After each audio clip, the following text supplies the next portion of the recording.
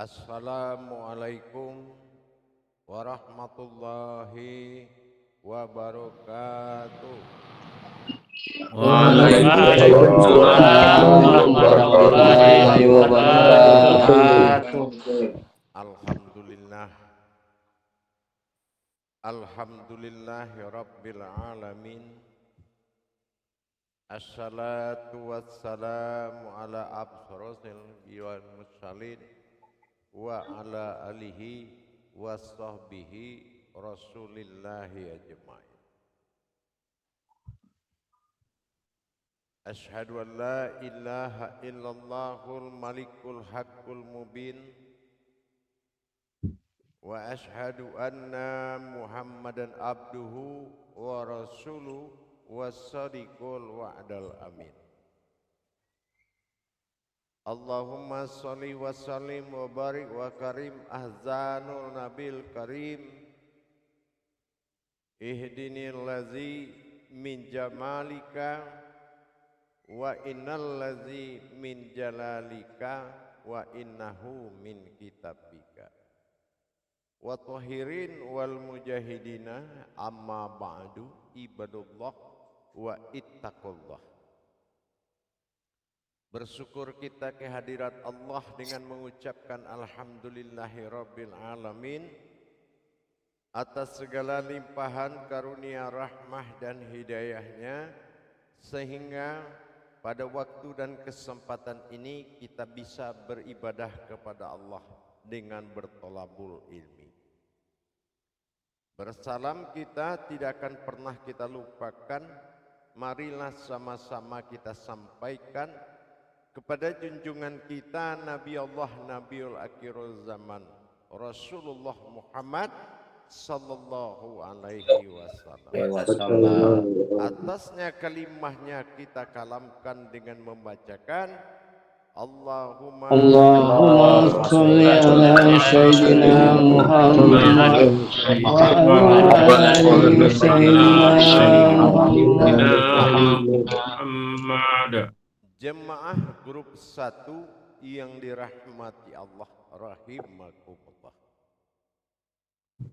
Di dalam menjalankan setiap amanah yang disampaikan oleh Allah, perlu kita melihat kunci kebenaran dari setiap perintah Allah.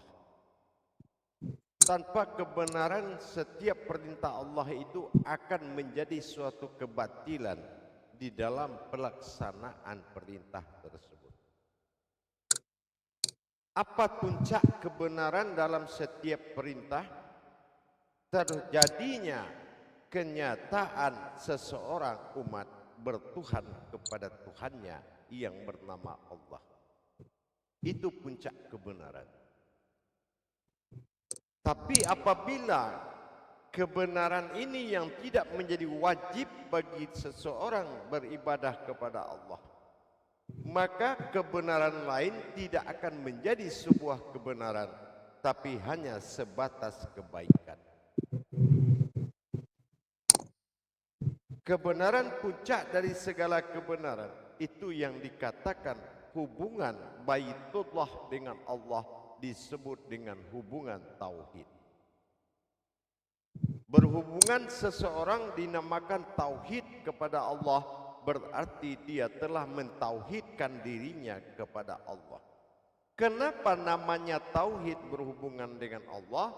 Tauhid itu adalah perjalanan kerahasiaan Allah terhadap hakikat yang dia tuju dan hakikat yang menuju dia.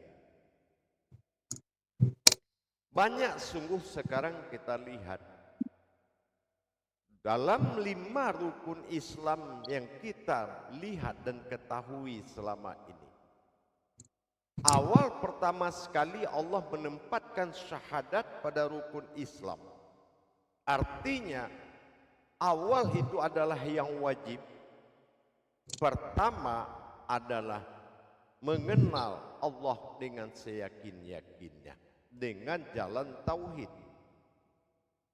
Pengenalan jalan tauhid adalah terhubungnya seseorang dengan Allah dengan hubungan Baitullah.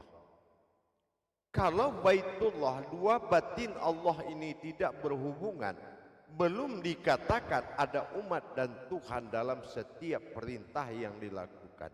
Itu hanya dia mengerjakan pekerjaan sendiri. Dia bergerak, dia juga yang menggerakkan. Di dalam memahami tingkatan tauhid dari 5 tauhid, kita harus mengerti tauhid itu apa. Tauhid yaitu berhubungan sebuah maujud Allah dengan bekalnya wujud menemui wujudnya Allah. Kelengkapan syarat syariatnya Allah sampai hakikatnya Allah, sampai menuju ma'rifatnya Allah dalam wujud. Luput di dalam wujud, di mana di situ tajalidah dua sifat. Ada umat, ada Tuhan dalam satu kodrat. Ruh dari Islam adalah tauhid. Tapi kenyataan yang kita lihat dalam permukaan umat Islam kebanyakan mewajibkan sholat tapi tidak mewajibkan bertuhan kepada Allah dengan tidak mendirikan tauhid. Ini namanya pekerjaan yang mati. Sholatnya bisa mati, hidupnya juga bisa mati. Artinya tidak ada nilai apapun di mata Allah. Pertama, ibadah yang diturunkan selayaknya kita diturunkan hijrah ke muka bumi ini. Apa tugas kita ke muka bumi? Yaitu pergi menjalankan ketuhanan Allah. Ibadah yang pertama dijadikan Allah yaitu ibadullah. Bagaimana beribadah kepada Allah? Ibadah kepada Allah pertama itu disebut dengan ma'rifatullah. Kalau ma'rifatullahnya sudah berdiri, maka kenallah dia. Berhasil dia mendirikan al-haqqul makul mubin. Nyatalah sudah Allah wujud pada dirinya, maka dia adalah kenyataan Allah yang berwujud. Dalam pelaksanaan tajalli hubungan dengan Allah dengan tingkatan-tingkatan tauhid. Tapi Allah memiliki rumus yang tidak bisa ditambah dan dikurangi, yaitu yang berasal dari dialah yang bisa kembali menjadi dia. Siapa yang berasal dari dia adalah maujudnya. Siapa yang maujud berdiri dari dia adalah wujudnya sendiri. Siapa yang menjadi wujudnya adalah wujudnya sendiri. Wujud adalah wujud yang bermaujud. Ini adalah satu kesatuan. Hal ini adalah satu kesatuan yang tidak bisa dipisahkan. Wujudnya Allah dikatakan ada dengan bersifat aku dalam kodrat tunggal wahidnya. Setelah Allah memiliki sifat pada keakuannya yaitu aku. Ini yang dinamakan 3 sifat awal bagi Allah. Aras, Qudsi, dan Keramatullah. Mana yang dikatakan aras, Qudsi, dan Keramatullah dalam wujud waktu dia sendiri. Ini yang dikatakan dengan wujud lam jalalah dan alif tersiar atau sir. Dengan demikian aras yang dimaksud adalah kodrat titik awal mula jadi. Qudsi yang dimaksud adalah hayat alif sir. Dan keramat yang dimaksud oleh Allah itu adalah lam jalalah yang menjadi rasa. Bertubuh akan hayat rahasianya Allah. Sirnya Allah menjadi tubuh. Lam jalalah menjadi rasa. Dan kodrat adalah menjadi gerak atau wujud kodratnya. yang menggerakkan. Dengan kekuasaan aras, kursi dan keramat, maka Allah memerintahkan kepada zat awal yang mulai jadi untuk berwujud. Apa wujud yang dijadikan Allah?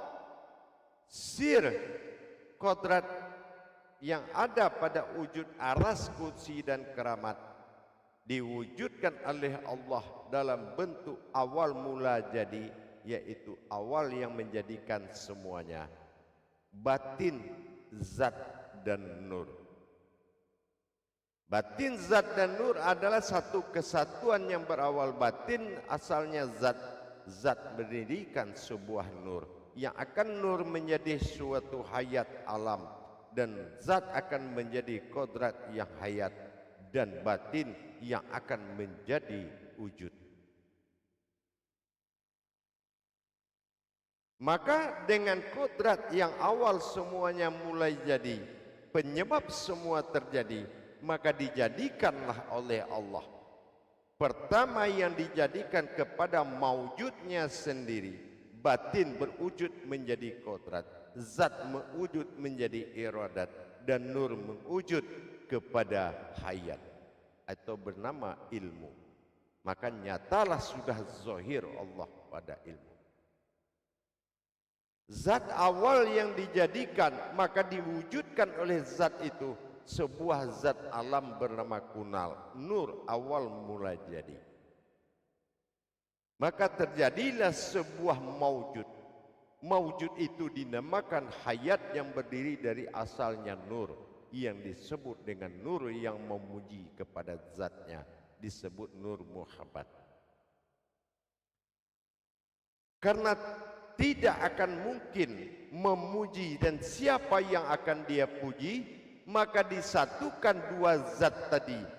Nur Muhammad disatukan dengan zat awal disebut Allah, menyatu dalam satu kesatuan batin bernama Ahmad. Barulah artinya dipuji. Kalau dia sudah dipuji, layaklah dia menjadi Tuhan oleh sekalian alam. Itu kodratnya.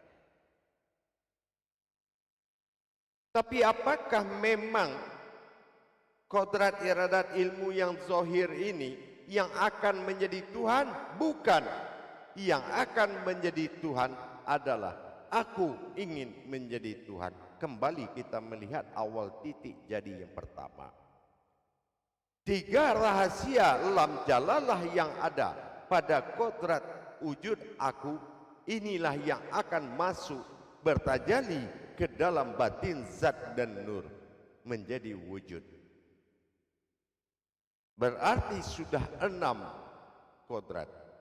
6 kodrat tadi adalah berwujud dan bermaujud kepada kodrat iradat ilmu, sehingga nyatalah 9 martabat Allah di dalam maujud tadi.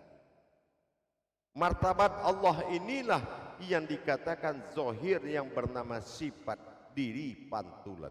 Pantulan siapa? Pantulan lam jalalah tadi. Dari 3 kesempatan untuk berwujud, ini yang dikatakan aku. Kalau memang wujud itu yang wujud bermaujud, maka nyatalah aku yang meliputi maujud tersebut. Kalau sudah aku yang meliputi wujud maujud tersebut, berarti tubuh yang dimaksud adalah alif sir hayat. Maka betul jasad ini adalah hayat. Yang kedua, yang dikatakan dengan wujud ada akulah kodrat, masuklah titik wujud awal pada jantung aras penggerak daripada hayat. Dan masuk yang ketiga, lam jajalah menjadi sir rasa, maka menjadi si baharu pada tubuh. Akhirnya menjadi tubuh lahu yang berawal lahu, lahi dan laha. Awalnya lahu, setelah itu lahi, akhirnya laha. Innallahu, innallahi, innallaha, inna lillahi. Nyatalah wujud aku. Berarti benar kalau itu adalah wujud dari diri sifat yang telah ditelan tubuh oleh penampakan sir alifnya tadi, lam jalalah. Yang kedua, lam jalalah menjadi sir rasa, rasa menjadi si baharu. Berarti tubuh itu adalah ayat alat untuk merasakan. Dan yang ketiga adalah wujud titik satu aras penggerak jatuhnya kepada wujud batin tunggal yang ada di dalam batin jantung. Berarti sudah menjadi aku. Maujud itulah yang menjadi aku. Dengan adanya kita berabitah dan berwasilah dengan zikir dan rabitah atau dikatakan tasbih, maka nyatalah aku ingin jadi Tuhan.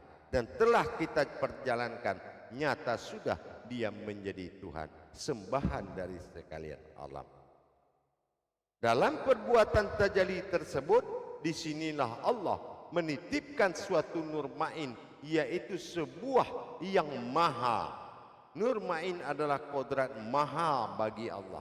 Dialah yang melihat, maha tahu, maha melihat, maha kuat.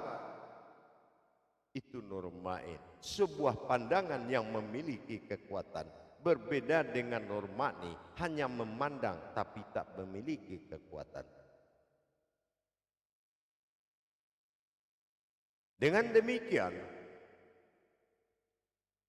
apa yang dikatakan nur tenggelam dengan zat-zat tenggelam kepada batin al-haq. Al-haq menjadi diri halus zahir menjadi diri sir jadinya. Ingat perjalanan, menjadi diri sir. Kalau memang itu aku, kalau kita pada posisi dia, itu batin zat dan nur, itu dia.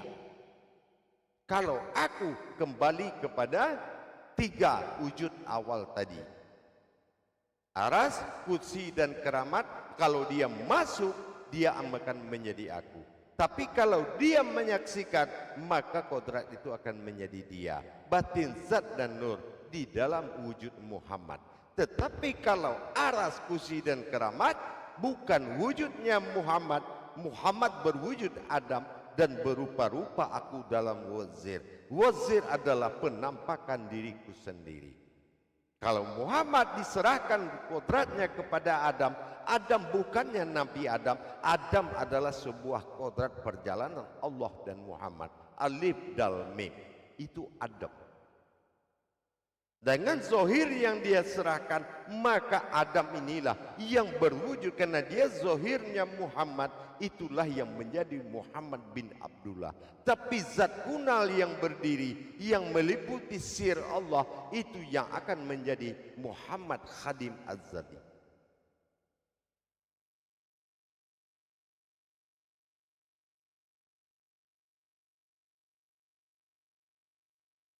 Kita harus benar-benar memahami riwayat asal-usul diri kita.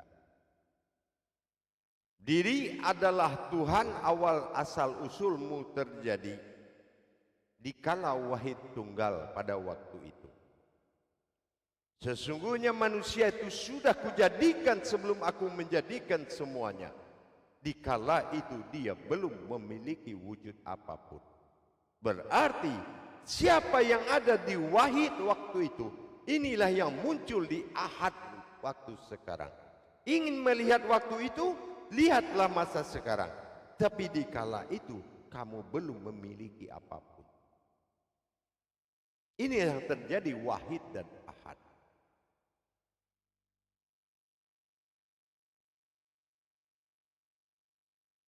Inilah pentingnya tauhid. Kalian jemaah dididik di sini untuk diturunkan membawa kebenaran ke tengah-tengah umat Islam. Mendirikan wajib bertauhid. baru ada dasarnya wajib sholat. Kalau tidak awal wajib tauhid, dari mana datangnya wajib sholat? Karena sudah nyata dalam tauhid mana yang Tuhan, mana yang umat. Disitulah baru disahkan hubungan ini di dalam tauhidin. Tetapi di dalam tauhidun semuanya berasal dari yang satu. Allah adalah suatu kodrat yang bernama Allah. Alif lam lam ha a. Dan berwujud dan berupa pada kodrat zat kunalnya disebut dengan Muhammad. Allah berwujud kepada maujud Muhammad.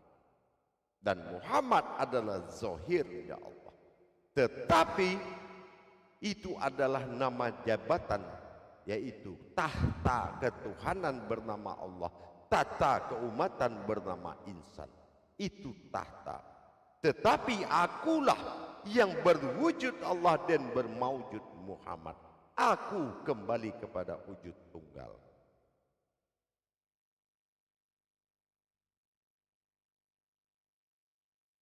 Jamaah yang dirahmati Allah rahimakumullah.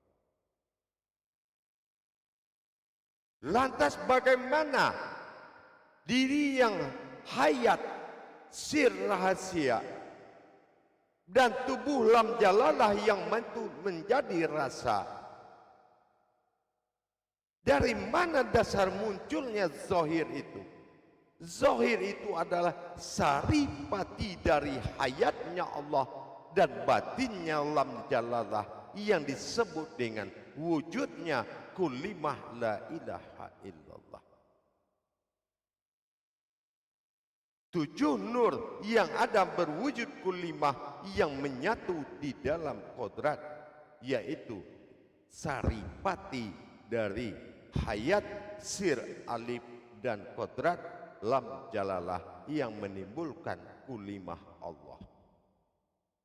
Kulimah Allah akan berhubungan dengan saripati nur Allah dan nur Muhammad yang menjadi hayat dari semua ruh, disebut dengan kulimah la ilaha illallah. 2 kulimah adalah kodrat, yang satu tidak memiliki asal usul, tapi yang satu berasal tapi tidak berusul.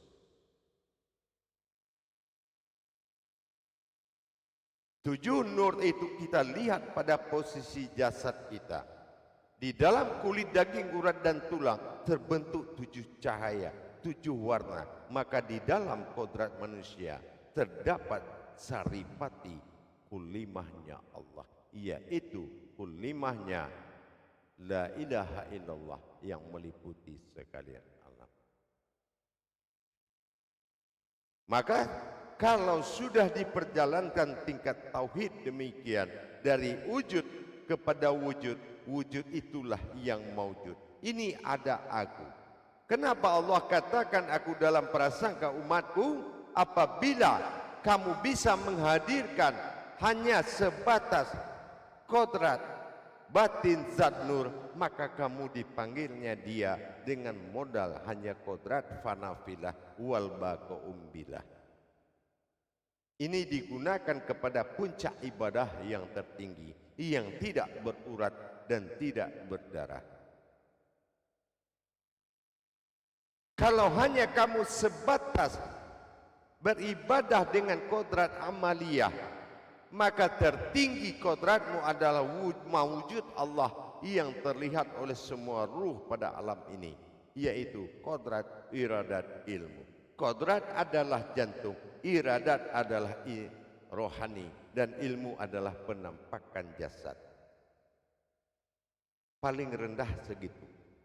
Dan tetapi kalau kamu memang bisa menghadirkan aku yang berwujud pada zahir dan maujud zahir, maka semua dirimu bertubuh hayat, sir rahasia, berkodrat rasa,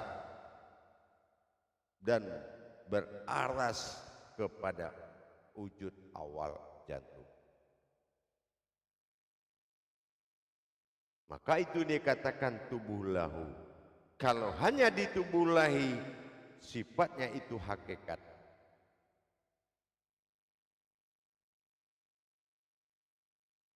Inilah yang menjadi patokan Al-Quran dengan kodrat alif lam mim.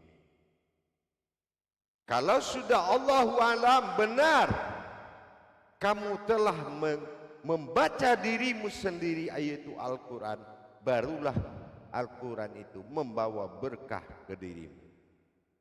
Tapi kalau kamu hanya membaca batasan surat, maka kamu hanya batasan memelihara jasad, bukan ayat pada tubuh, bukan hayat pada rohani, bukan batin pada wujud batin jantung. Inilah yang akan menjadi pandangan awal, yang mana sekarang tauhid ini tidak diperdulikan banyak umat. Padahal tidak akan ada 4 rukun Islam lagi kalau rukun pertama syahadah ahad belum bertemu dengan ahadnya dan belum mengalami tauhid berhubungan tafrid dalam rasa tajrid dan mengalami semua pengakuan itu dusta belaka.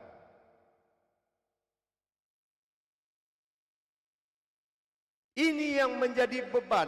Jangan kamu biarkan Islam itu tidak memiliki ruh, yaitu tauhid. Karena sekarang ketinggian pemahaman tauhid tidak dicapai oleh orang yang tidak dibuka pemahamannya sama Allah. Maka terjadilah pengikut-pengikut perbuatan tanpa hayat. Artinya Islam bisa mati tanpa ruhnya tauhid. Itu yang menjadi tolak ukur kamu belajar di Makom Buya Pasaman Timur. Bukan untuk membanggakan dirimu dan menurunkan derajat orang lain. Kelebihan bukan untuk merendahkan manusia. Kelebihan untuk menyelamatkan manusia. Tapi bagaimana bisa manusia selamat, umat selamat, kalau pemimpinnya belum sampai pada titik yang dituju tauhid? Bisa jadi takbir diangkatnya, tangan dilipatnya, bukannya qabla mutu anta mutu. Dia tidak mengenal kehidupan yang dalam kematian, tapi sholatnya yang mati.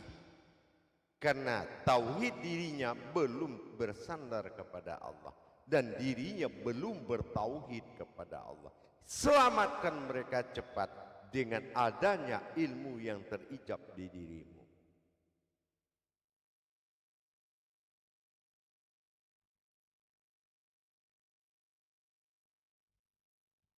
Di sini kita belajar di makom tauhid, karena tidak sedikit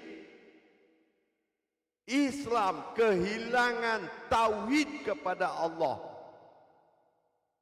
Baik tauhidin, mereka tenggelam dalam peraturan tidak bangkit-bangkit lagi. Yang kedua tauhid zuhudiyah, mereka bangga dan senang tanpa mengenal Allah, berarti tidak zuhud dia. Naik lagi tauhid ilahiyah, mereka tidak pernah berpikir Tuhan itu apa ada apa tidak. Naik lagi ke atas tauhid siriyah, mereka tidak tahu kerahasiaan yang terjadi di dalam perbuatannya, kerahasiaannya Allah. Dan terakhir tauhid ghaibiyah, mereka tidak terbuka batasan, malah tertutup batasan kepada Allah, tidak terbuka ijab dirinya. Makanya dia larut di dalam tauhidin, artinya larut di dalam peraturan. Apa peraturan? Dia larut di dalam kebenaran, yaitu membaca ayat dan mengingat rakaat. Itu saja. Ingat rakaat jangan lupa ayat. Akhirnya dia lupa Tuhan yang dia hadapi karena sibuk mengingat rukun dan rakaat. Apa ayat sesudah ini? Ini rakaat berapa? Entah siapa Tuhan, entah siapa diri. 3 persoalan Islam. Apa? Ujubu ala nala maujud. Orang sholat itu merasa ada dirinya, tapi la maujudun, tidak merasa ada Tuhannya. Ini yang kita khawatirkan. Yang kedua, la wujudun ala maujud. Dia merasa tidak ada, tapi dia merasa Tuhan ada. Jatuh dalam rasa-rasa. Yang parahnya yang ketiga, wala maujudun la maujudun. Dia tidak ada, Tuhannya pun tidak ada. Akhirnya Allah cabut di diri dia pelan-pelan asmanya Allah. Sifat Rahman, jiwa untuk memberi sudah hilang. Sifat Rahim, jiwa menyayangi orang sudah kurang. Sifat Al-Hakim, enggak mau membuat masalah yang benar tapi menghakimi sendiri. Tidak berapa lagi asma yang tinggal di alam nyata ini. Ini sudah mengancam keselamatan umat.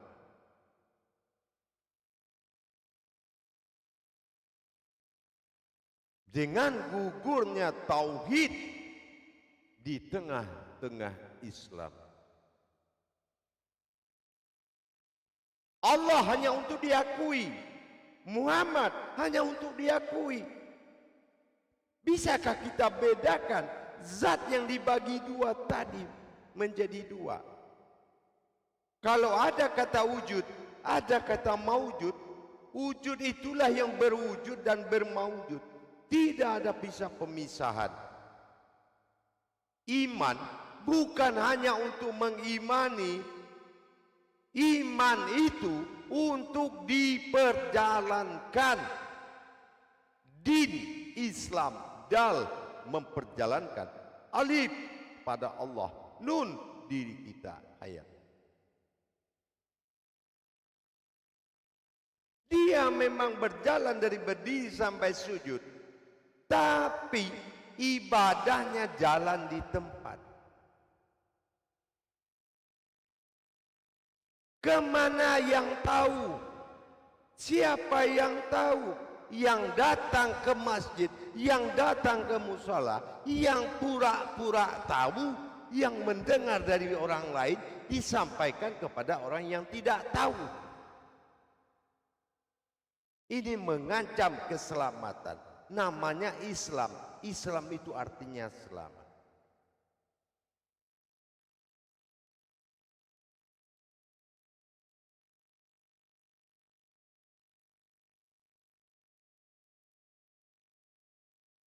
Coba rasakan dengan hati nuranimu. Sampaikah hatimu melihat umat seperti itu? Dia punya anak, dia punya istri. Bapaknya tidak kenal Tuhan. Di mana letak Islamnya itu? Islam bukan suatu wadah yang mati. Islam kodrat yang bergerak. Diniyah, manusia ruhaniyah.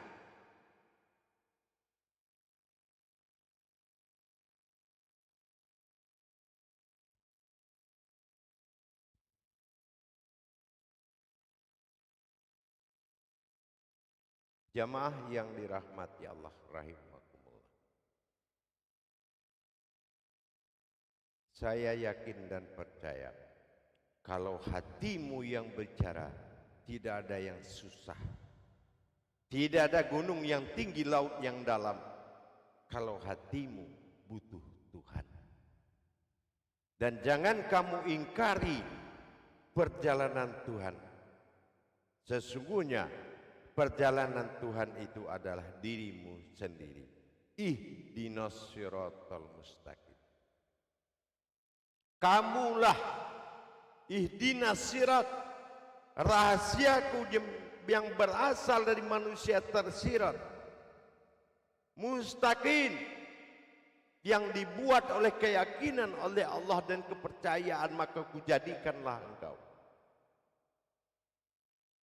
Siapa engkau?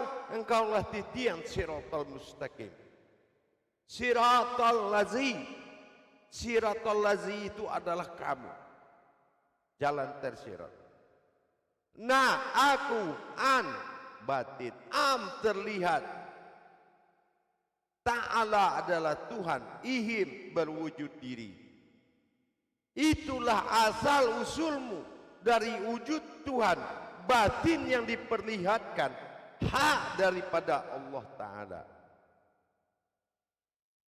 Maka kaji Tuhan di dalam tauhid adalah kaji kodrat kepada awal jadi. Kalau kaji Tuhan di dalam iman, itu adalah yang disembah. Pahamnya tauhudun dengan tauhidin itu berbeda.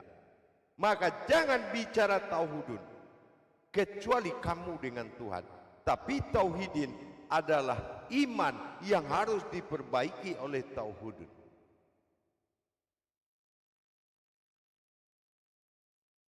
Baik, jamaah sekalian, mudah-mudahan bisa dipahami. Kita masuk dengan muzakarah. Sallu muzakaratun fi jamiati rahimakumullah.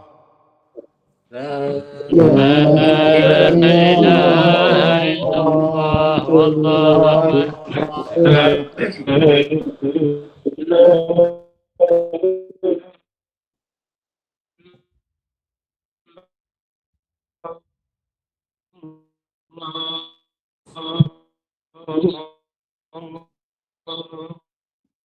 Alhamdulillah. Alhamdulillah. Insyaallah. Assalamualaikum warahmatullahi wabarakatuh. Waalaikumsalam warahmatullahi wabarakatuh. Semoga senantiasa Uya dan keluarga sehat selalu. Insyaallah. Amin. Dan juga para khalifah, juga para imam, tentunya yang sama-sama dicintai, yang dicintai dalam keadaan sehat selalu. Baiklah, untuk selanjutnya apa yang telah dipaparkan oleh Buya tadi soal tidak terlepas dari yaitu tema wujud dan maujud. Wujudku adalah wujud yang berwujud. Dan kepada para imam sekalian, barangkali apa yang telah disampaikan Buya tadi ada yang kurang paham atau mau ada pertanyaan, dipersilahkan untuk mengangkat tangannya masing-masing. Dan untuk itu sebelum mengangkat tangan, cara untuk menyapa salam kepada Buya harus dengan lengkap dan ditambahkan videonya. Dipersilakan.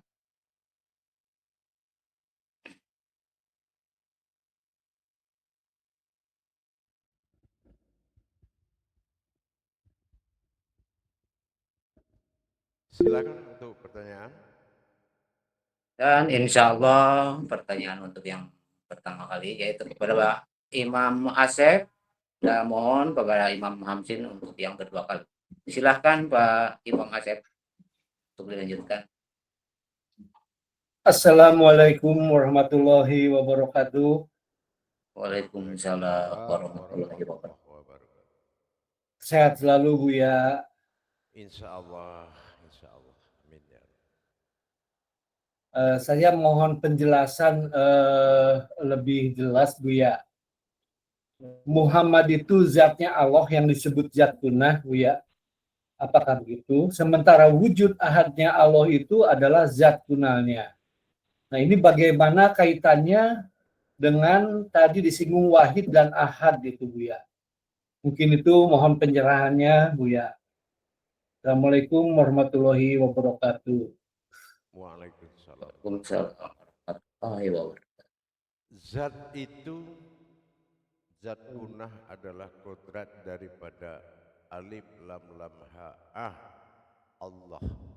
Wujud dari zat kunah dinamakan zat kunal, yang asal muasal nur itu jadi disebut Muhammad. Kenapa disebut Muhammad? Karena nur itu yang mau menjizat. Terus bisa jadi Tuhan mereka? Tidak bisa. Maka disatukanlah kodrat zat kunah dengan kunal menjadi Ahmad, Allah dan Muhammad. Allah yang berwujud Muhammad. Di situ terjadinya sebuah kodrat Ahmad yang artinya dipuji. Kalau sudah dipuji berarti dia adalah alhamdulillahirabbil alamin. Segala puji bagi Allah, Tuhan semesta alam. Jelas sudah kalimat itu dan makrifat dan wujud sirnya sudah bisa kamu lihat. Paham? Insya Allah Buya. Sedikit lagi Buya. Kaitannya wahid dan ahad itu tadi Buya. Wahid awal mujadi tidak memiliki kodrat apapun. Ahad sudah bertali jali kepada zahir. Aftar pada alif yang terlihat, yaitu dengan wahid, ba'dal pada waktu itu belum terlihat. Paham? Nah, itu yang dikatakan A, I. U-nya mana? U-nya itulah aku. Makanya ada kalam A, I, U itu. Paham? Insya Allah Buya. Terima kasih pencerahannya Buya. Insya Allah. Assalamualaikum warahmatullahi wabarakatuh. Insya Allah. Waalaikumsalam. Assalamualaikum warahmatullahi wabarakatuh. Terima kasih kepada Imam Asep yang telah mengeluarkan pertanyaannya, dan dipersilakan untuk yang kedua, insya Allah kepada Imam Hamsin, dipersilakan Pak.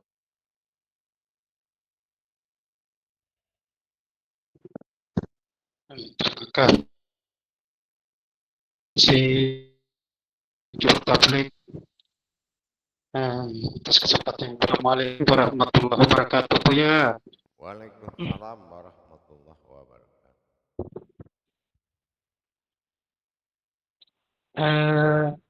Saya tertarik di sini ayat kutsi dan keramat, dan itu apa namanya, batin zat dan nur menjadi batin zat dan nur itu kan alam menjadi Muhammad Kadim Azali. Kalau kutsi keramat keramat apa namanya, itu yang menjadi Kodrat. kodrat ya, ilmu itu. Saya mohon lagi penjelasannya Bu ya, belum terlalu itu tadi. Pada saat Bagaimana wujud itu ada batin zat nur pada diri yang hakikat disebut dia. Ini yang dikatakan dengan sifat Rasul. Ya. Namanya Khadim Azali, yaitu yang diikuti dan bisa mengikuti. Karena dia berupa diri fanafillah. Di saat mawujudnya kepada zahir kodrat iradat ilmu, inilah zahirnya yang disebut Muhammad bin Abdullah, yang berkodrat zahir berbentuk Adam. An-Nazir Adam bukannya Nabi Adam. Adam itu adalah alif dan mim. Alif Allah, dal perjalanan, mim itu Muhammad. Itulah zahirullah. Paham?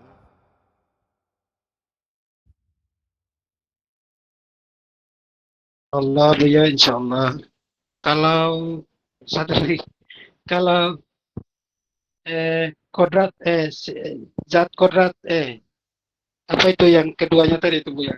Kodrat irodat ilmu mungkin. Batin zat udah, nanti lanjut aja Bu ya. Terima kasih pada Imam Hazim yang telah mengajukan pertanyaan.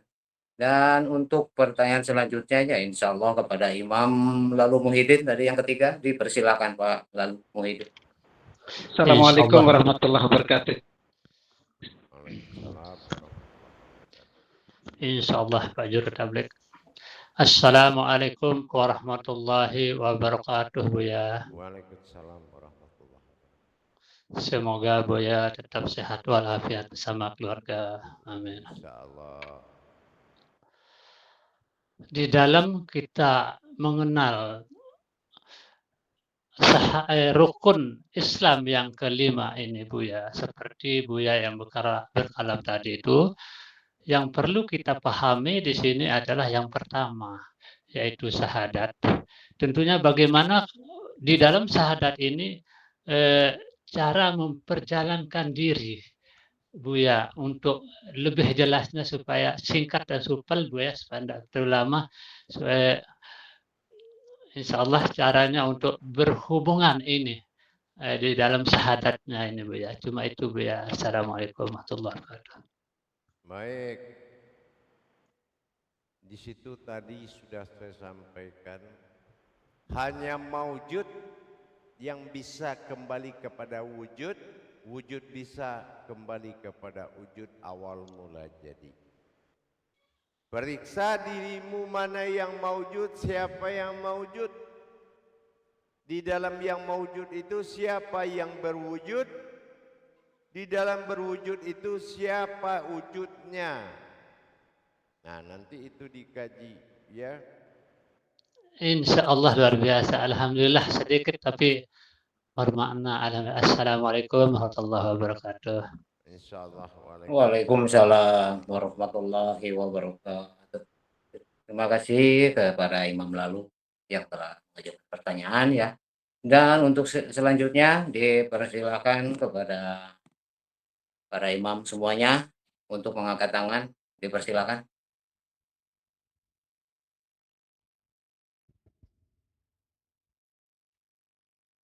Baik, kalau tidak ada pertanyaan lagi, masih ada? Ya, silakan.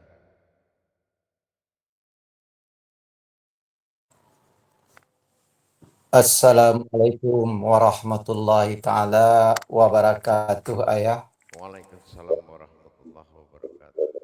Semoga ayah beserta keluarga dalam keadaan sehat selalu dan dalam rahmat Allah dan kasih sayang Allah subhanahu wa ta'ala. Insyaallah. Terima kasih juru tabligh. Apa yang ayah telah kalamkan tadi membuat ananda tidak bisa berkata apa-apa. Ketika begitu sempurnanya bagaimana ayah ingin memberikan kepada kami untuk bisa memahamkan bagaimana pentingnya tauhid itu. Oleh karena itu, izinkan untuk anak Anda bertanya ayah. Ketika aku ingin jadi Tuhan, sesungguhnya itu ayah, apakah kedudukan aku itu sebelumnya itu adalah Tuhan ayah? Aku bukan Tuhan. Ya. Tidak ada kalimat yang menyatakan aku Tuhan sepatah kata pun dalam Al-Quran dan kitab lain. Tetapi aku ingin menjadi Tuhan dengan kehendakku jadikan hayat wujud. Agar aku disembah maka maujudlah aku pada zahirku sendiri dengan bersifat. Nyatalah aku. Kodratku Allah, wujudku Muhammad. Dan aku ingin dipanggil dengan nama Allah. Allah ingin dipanggil dengan kalam Muhammad. Allahumma sholli ala sayyidina Muhammad. Aku ingin dipanggil dengan nama Allah. Anani anallah. Tapi tidak ada ayat yang mengatakan panggil aku Tuhan. Karena Tuhan ada sebuah derajat.